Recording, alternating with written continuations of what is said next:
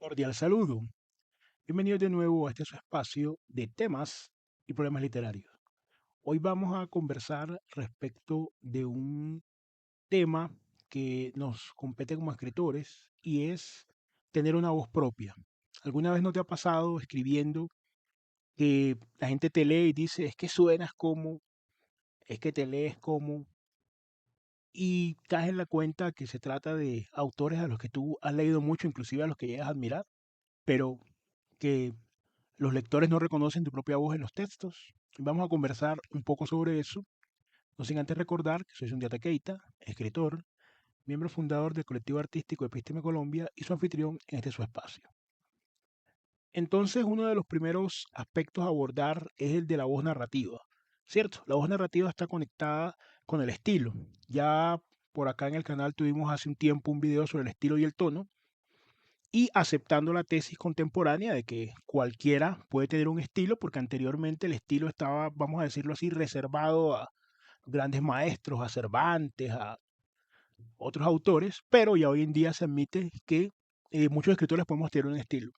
Hecha esta precisión, em, volvemos entonces al punto que el estilo está conectado con la voz narrativa. ¿Por qué? Porque la voz narrativa no es únicamente una forma de organización de las palabras o de los recursos, de las pausas en el texto, ¿no? Sino también refleja una visión de mundo que tiene el autor. Por eso construye unas obras de una manera determinada y no de otra. Ahora bien, cuando se ha estado bajo la influencia o bajo la férula, en el caso de algunos, de determinados escritores, yo respeto esto que voy a decir por quienes piensen de manera contraria, pero esa es mi opinión. Respeto pues a quien dice, por ejemplo, yo soy nerudiano, soy borgiano, soy kafkiano, pero pienso que por más que se admire a un maestro de literatura, es apenas una consecuencia del criterio y del pensamiento propio desarrollar, cierto, una voz propia. Aquí viene otro asunto que no lo vamos a desentrañar en este video, ni en muchos, porque es una discusión bastante larga, preliminar, pero es importante citarlo, y es la originalidad, ¿cierto? Versus ser sincero en la literatura. Hay quien confía en la tesis de la originalidad, que es el extremo opuesto, ¿cierto? Es decir, no tiene influencia de nadie. Y hay quienes estamos de acuerdo con que hay unas influencias, pero que se puede ser sincero a la hora de escribir.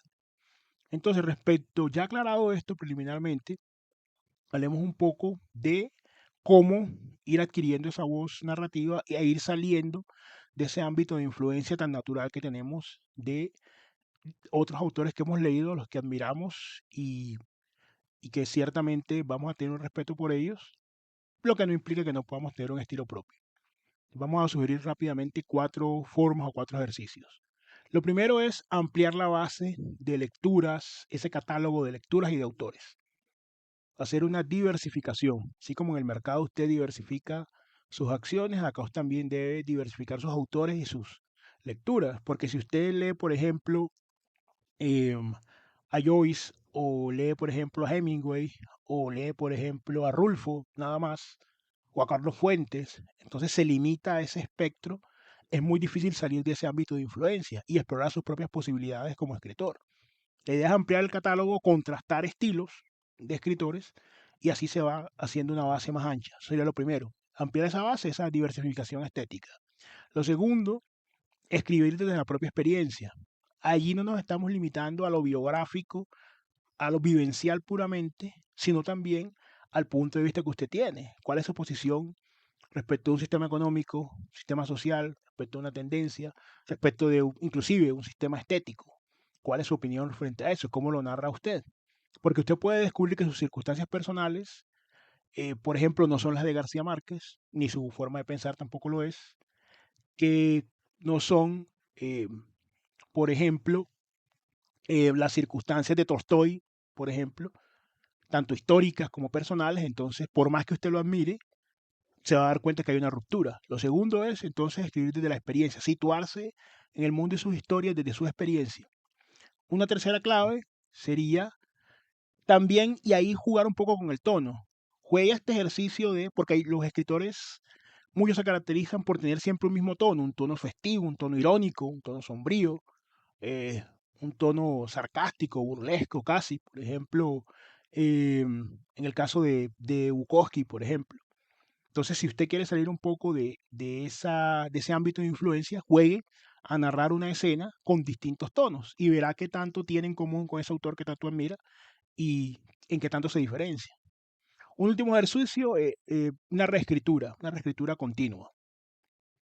Al usted rehacer el texto varias veces, va a ir encontrando una voz y va a ir depurando todos esos elementos que vienen de otro autor, las inflexiones, los puntos de la historia, cómo se narra, los personajes, todo eso usted va a ir encontrando esa propia voz. Ahora, puede usted coincidir en su manera de dimensionar la literatura con un autor sin estarlo, es decir, sin usted carecer de una voz. Eso puede suceder, pero en estos ejercicios que hemos sugerido, es decir, diversificación estética, ampliar la base de lecturas, explorar distintos tonos a la hora de narrar una escena, escribir de una propia experiencia que no se circunscribe únicamente a lo biográfico y una reescritura permanente, sin miedo, puede usted encontrar este tipo de voz narrativa y diferenciarse y cuando ya usted lo lean, decir, ve, suena, se lee como el autor que usted es. Sin embargo, nos interesa mucho conocer cuál es tu opinión respecto a eso. Te invitamos a suscribirte al canal,